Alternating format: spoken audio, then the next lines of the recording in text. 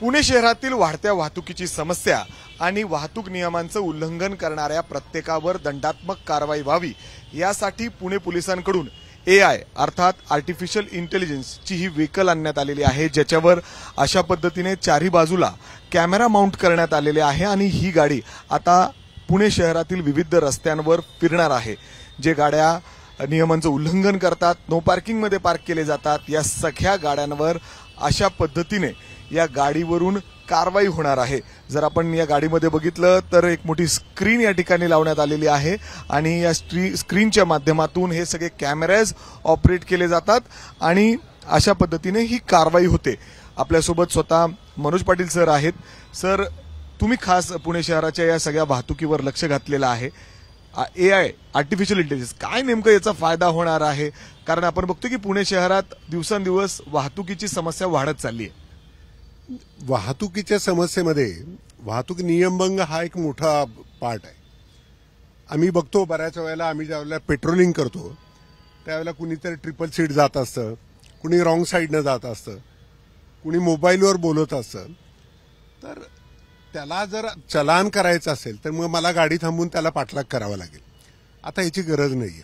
आता Pune police patrolling करत राहतील आणि ऑटोमॅटिकली जे समोरून येणारे रॉंग साईडनं लोक असतील, ट्रिपल सीट असतील, मोबाईलवर फोन बोलत असतील, याच्याशिवाय अनेक असे व्हायोलेशन्स आहेत।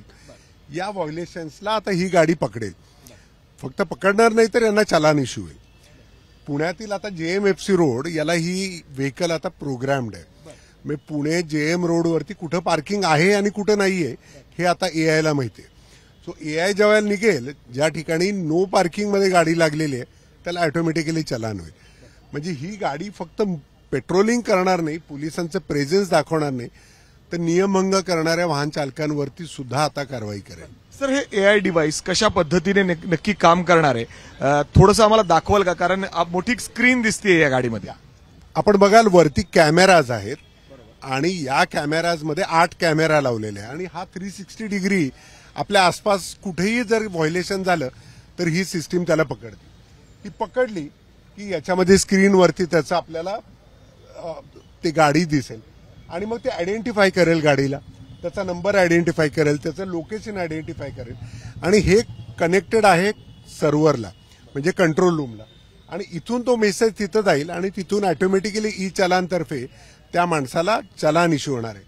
सध्या चलान आम्ही जरी लाईव्ह नाही ठेवलं बिकॉज हे POC मध्ये आहे, म्हणजे प्रूफ ऑफ कन्सेप्टमध्ये, तर पोलीस आयुक्तांच्या आदेशाप्रमाणे हा प्रयोग पुढचे काही दिवस नक्की होणार आहे।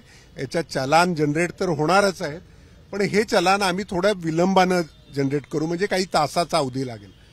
अदरवाईज ही सिस्टीम इक्विप्ड आहे की तुम्हाला त्या क्षणाला चलान तुमच्या मोबाईलवरती आलेलं दिसेल।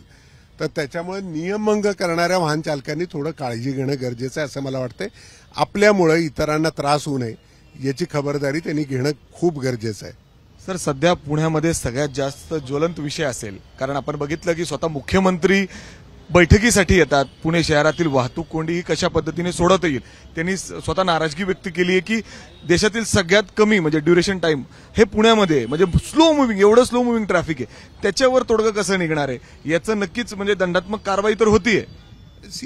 आपण बघाल की वाहतूक कोंडीला नियमभंग सुद्धा जबाबदार आहेत। म्हणजे राईट ऑफ वे असतो, राईट ऑफ वेचं व्हायोलेशन्समुळे 90% वाहतूक कोंडी होती। राईट ऑफ वे मध्ये कुणी पहिलं गेलं पाहिजे आणि कुणी दुसरं गेलं पाहिजे याचे नियम आहेत आणि या नियमभंग करणाऱ्या, अर्थात एक गोष्ट आहे की वाहतुकीचं प्रमाण पुण्यामध्ये जास्ती आहे, ज्याला आपण म्हणतो VC रेशिओ जास्ती आहे, पण तरी सुद्धा या कंडिशनमध्ये एक नियमभंग सुद्धा पुण्यातील अनेक नागरिकांना त्याच्यामुळे त्रास होतो, वाहतूक कोंडीची समस्या येते। तर मला वाटतं बाकीचे उपाययोजना तर आम्ही करतोयच, पण इफेक्टिव्ह एन्फोर्समेंट कसं करता येईल हा पोलीस आयुक्तांचा उद्देश होता आणि त्याच्यासाठी हे वाहन पहिल्यांदाच मला वाटतं भारतामध्ये आपण पुण्यामध्ये वापरतोय आणि याचा फायदा निश्चित पुणेकरांना होईल अशी माझी खात्री। सर, नक्कीच याचा फायदा होईल, परंतु आता जर आपण पेंडन्सी बघितली तर जवळपास 600 कोटी रुपये इतकी पेंडन्सी आहे, ते कशा पद्धतीने रिकव्हर करणार ते देखील होईल का याच्यात? याच्याबद्दल शासन गंभीर आहे, त्याच्यावरती सुद्धा उपाययोजना सुरू आहेत। 50% आसपास वसूल झालेले आहेत आणि ज्यांचा होणार नाहीये त्याच्यात आम्हाला ज्याला ऍडेड फाईन होतील ते सुद्धा होतील, लायसन्स सुद्धा कॅन्सल होतील आणि याच्यामध्ये आणखीन काहीतरी गंभीर असा सुद्धा शासन विचार करतं. सर, आपण बॉटलनेक्स असतील, काही रस्ते अरुंद आहेत, अतिक्रमण आहेत, त्याच्यावर काही केलं जाते वर्क ऑन? सध्या जी ट्रॅफिकची परिस्थिती बघतो आपण. नाही, अगदी बरोबर आहे. लो कॉस्ट ट्रॅफिक मॅनेजमेंट टेक्निकचा वापर आता पुणे महानगरपालिका, पुणे पोलीस आणि पुण्यातील सर्व प्रशासकीय यंत्रणा करणार आहेत.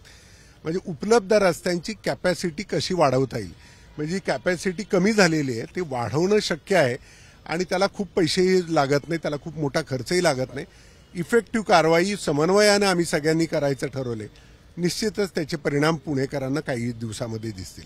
जर आपण बघितलं तर आर्टिफिशियल इंटेलिजन्सच्या माध्यमातून ही गाडी या ठिकाणी तयार करण्यात आलेली आहे आणि आपण बघतोय लो कॉस्ट, कमीत कमी खर्च करून पुणे शहरातील वाहतूक कोंडी ही कशा पद्धतीने सोडवता येईल यासाठी पोलिसांचे हे सगळे प्रयत्न आहेत. कितपत हे यशस्वी ठरतात हे तर काळच ठरवेल, कारण एक डेमो आता सध्या रूपाने ही गाडी पुण्यामध्ये फिरणार आहे, ज्याच्यावर आपण बघतोय सगळीकडे कॅमेराज आहेत आणि AI इन्स्टॉल करण्यात आलेला आहे आणि त्यामुळं दोन जे रस्ते सध्या FC रोड आणि जंगली महाराज रस्ता असेल, हे दोन्ही रस्त्यांचं प्रोग्रामिंग या गाडीमध्ये इन्स्टॉल करण्यात आलेलं आहे. कुठलीही गाडी नो पार्किंगमध्ये असेल, नियमांचं उल्लंघन करत असेल, व्हायोलेशन्स करत असेल तर नक्कीच त्याच्यावर दंडात्मक कारवाई केली जाईल. मात्र खरंच याचा कितपत फरक वाहतुकीवर पडेल, म्हणजे अर्थात जी वाहतूक कोंडी होते त्याच्यावर याचा काय परिणाम असेल हे पाहणं महत्वाचं असेल. मात्र आता तरी अशा पद्धतीने लेटेस्ट टेक्नॉलॉजी वापरत पुणे पोलीस देखील वाहतूक कोंडीचा प्रश्न सोडवण्याचा प्रयत्न करतायत. कॅमेरामॅन विजय राऊत, मी मिकी घई, ABP माझा, पुणे. ABP माझा, उघडा डोळे बघा नीट.